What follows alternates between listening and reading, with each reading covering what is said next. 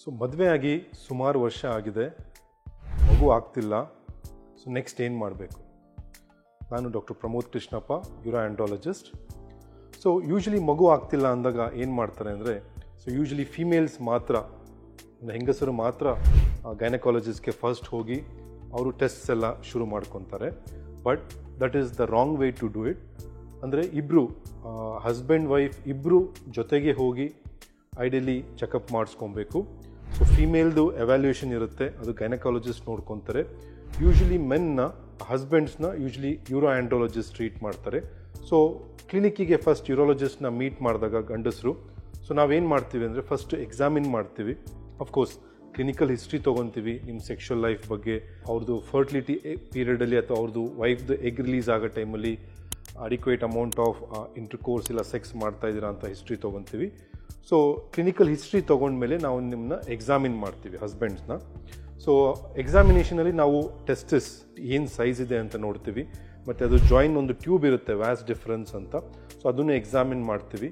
ಮತ್ತು ಇನ್ನೊಂದು ಎಪಿಡೈಡಮಿಸ್ ಅಂತ ಇರುತ್ತೆ, ಅದು ಫುಲ್ ಆಗಿದೆಯಾ ಅಥವಾ ಫ್ಲ್ಯಾಟ್ ಅಥವಾ ಕೊಲ್ಯಾಪ್ಸ್ ಆಗಿದೆಯಾ ಅಂತಲೂ ಎಕ್ಸಾಮಿನ್ ಮಾಡ್ತೀವಿ. ಸೊ ಇದರಿಂದ ನಮಗೆ ಸ್ವಲ್ಪ ಹಿಂಟ್ ಸಿಗುತ್ತೆ.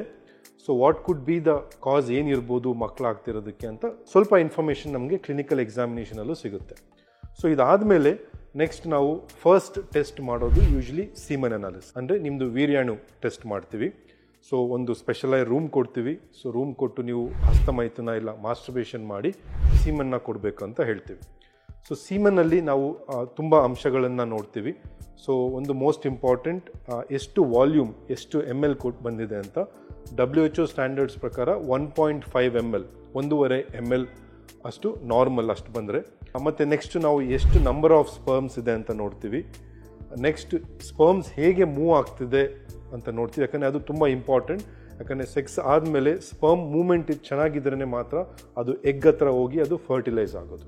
ಸೊ ನೆಕ್ಸ್ಟು 4ನೇದು ನಾವು ಮಾರ್ಫಾಲಜಿ ಅಂತ ನೋಡ್ತೀವಿ, ಅಂದರೆ ಸ್ಪರ್ಮ್ದು ಹೆಡ್ ಹೇಗಿದೆ, ಅದ್ರದ್ದು ಟೈಲ್ ಹೇಗಿದೆ ಅಂತ ನಾವು ಈ ಫೀಚರ್ಸ್ನ ಸೀಮನ್ ಅನಾಲಿಸಿಸಲ್ಲಿ ನಾವು ನೋಡ್ತೀವಿ. ಸೊ ನೆಕ್ಸ್ಟು ಸೀಮನ್ ಅನಾಲಿಸಿಸ್ ಆದಮೇಲೆ ನೆಕ್ಸ್ಟ್ ಬ್ಲಡ್ ಟೆಸ್ಟ್ ಇರುತ್ತೆ.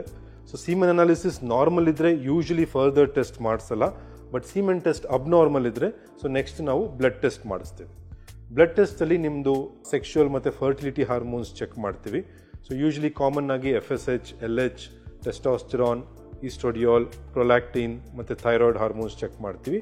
Of course family history of diabetes ಎಲ್ಲ ಇದ್ದರೆ ಡಯಾಬಿಟಿಸ್ ಬ್ಲಡ್ ಶುಗರ್ ಟೆಸ್ಟು ಮಾಡ್ತೀವಿ. ಸೊ ಇದು ಬ್ಲಡ್ ಟೆಸ್ಟ್ ಆಗುತ್ತೆ. ಇದು ಆದಮೇಲೆ ನಮ್ಗೆ ಇಷ್ಟರಲ್ಲಿ ನಮಗೊಂದು ಐಡಿಯಾ ಸಿಗುತ್ತೆ, ಸೊ ಯಾಕೆ ಏನು ಪ್ರಾಬ್ಲಮ್ ಆಗ್ತಿರ್ಬೋದು ಅಂತ. ಸೊ ಈ ರಿಪೋರ್ಟ್ಸ್ ನೋಡಿಕೊಂಡು ನಾವು ಫರ್ದರ್ ಟೆಸ್ಟ್ ಬೇಕಾ ಬೇಡವಾ ಅಂತ ಡಿಸೈಡ್ ಮಾಡ್ತೀವಿ. ಸೊ ಈ ಟೆಸ್ಟ್, ಬ್ಲಡ್ ಟೆಸ್ಟು ಮತ್ತು ವೀರ್ಯಾಣು ಟೆಸ್ಟಲ್ಲಿ ಅಂದರೆ ಸೀಮನ್ ಅನಾಲಿಸಿಸಲ್ಲಿ ಏನು ಮೇಜರ್ ಪ್ರಾಬ್ಲಮ್ಸ್ ಇಲ್ಲ ಅಂದರೆ ನಾವು ಯೂಶ್ವಲಿ ಮೆಡಿಸಿನ್ಸ್ ಕೊಟ್ಟು ವೆಯ್ಟ್ ಮಾಡೋಣ ಅಂತ ಹೇಳ್ತೀವಿ, ಅಂದರೆ ಹಸ್ಬೆಂಡ್ ಕಡೆಯಿಂದ. ಸಪೋಸ್ ಸ್ಪರ್ಮ್ ಕೌಂಟ್ಸು 0 ಇದೆ, ಏನೂ ಸ್ಪರ್ಮ್ಸೇ ಇಲ್ಲ, ಸೀಮನ್ ಇದೆ ವೈಟ್ ಕಲರ್ದು ಬಟ್ ಏನೂ ಸ್ಪರ್ಮ್ಸ್ ಇಲ್ಲ. ಸೊ ಈ ಥರ ಇದ್ದಾಗ ಇದನ್ನು ನಾವು ಎಜುಸ್ಪರ್ಮಿಯಾ ಅಂತ ಹೇಳ್ತೀವಿ. ಈ ಥರ ಇದ್ದಾಗ ನಾವು ನೆಕ್ಸ್ಟ್ ಫರ್ದರ್ ಟೆಸ್ಟ್ ಅಂದರೆ ಸ್ಕ್ಯಾನಿಂಗ್ ಮಾಡಿ ನೋಡ್ತೀವಿ ಈ ಎಜುಸ್ಪರ್ಮಿಯಾ ಯಾಕಾಗಿದೆ ಅಂತ. ಬ್ಲಾಕೇಜಿಂದ ಆಗಿದೆಯಾ ಇಲ್ಲ ಪ್ರೊಡಕ್ಷನ್ನೇ ಸರಿಯಾಗಿ ಆಗ್ತಿಲ್ಲ ಟೆಸ್ಟಿಸಿಂದ ಅಂತ ನಾವು ಎಕ್ಸಾಮಿನ್ ಮಾಡ್ತೀವಿ. ಸೊ ಈ ಥರ ಎಜುಸ್ಪರ್ಮಿಯಾ ಅಂದರೆ ಸ್ಪರ್ಮ್ಸೇ ಇಲ್ಲ ಅಂದಾಗ ನಾವು ಅಡಿಷ್ನಲ್ ಟೆಸ್ಟು ಮಾಡ್ತೀವಿ, ಅಂದರೆ ಜೆನೆಟಿಕ್ ಟೆಸ್ಟ್ ಚೆಕ್ ಮಾಡಿ ನೋಡ್ತೀವಿ ಬ್ಲಡ್ಡಲ್ಲಿ ಏನಾದರೂ ಕ್ರೋಮೋಸೋಮಲ್ಲಿ ಅಥವಾ ಜೆನೆಟಿಕ್ಸಲ್ಲಿ ಏನಾದರೂ ಪ್ರಾಬ್ಲಮ್ ಇದೆಯಾ ಅಂತ.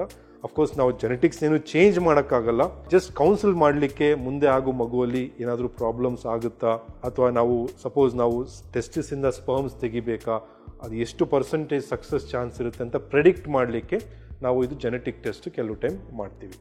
ಸೊ ಇದು ಕಾಮನ್ ಆಗಿ ಇಷ್ಟು ಬೇಸಿಕ್ ಟೆಸ್ಟ್ ನಾವು ಮಾಡೋದು ಯಾವಾಗ ಹಸ್ಬೆಂಡ್ ವೈಫ್ ಮದುವೆ ಆಗಿದೆ, ಮಗು ಆಗ್ತಿಲ್ಲ ಅಂದಾಗ. ಸೊ ಐಡಿಯಲಿ ನಾನು ಹೇಳ್ದಂಗೆ ಇಬ್ಬರು ಸೈಮಲ್ಟೇನಿಯಸ್ ಆಗಿ ಕನ್ಸಲ್ಟೇಷನ್ಸ್ಗೆ ಹೋಗಬೇಕು. ಹಸ್ಬೆಂಡ್ ಯೂರೋಆಂಡ್ರಾಲಜಿಸ್ಟ್ ಹತ್ರ ಹೋಗಬೇಕು ಮತ್ತು ವೈಫ್ ಗೈನಕಾಲಜಿಸ್ಟ್ ಹತ್ರ ಹೋದರೆ, ಸೊ ಇಬ್ಬರು ಸೈಮಲ್ಟೇನಿಯಸ್ ಆಗಿ ಎವ್ಯಾಲ್ಯೂಯೇಟ್ ಮಾಡಿಕೊಂಡು, ಯಾಕಂದರೆ ಇಬ್ಬರಲ್ಲೂ ಸ್ವಲ್ಪ ಪ್ರಾಬ್ಲಮ್ಸ್ ಇರ್ಬೋದು, ಇಬ್ಬರೂ ಸೈಮಲ್ಟೇನಿಯಸ್ ಆಗಿ ಟ್ರೀಟ್ ಮಾಡಿದ್ರೆ ಔಟ್ಕಮ್ಸ್ ಅರ್ಲಿ ಇರುತ್ತೆ ಮತ್ತು ಬೆಸ್ಟ್ ಔಟ್ಕಮ್ಸ್ ಸಿಗುತ್ತೆ.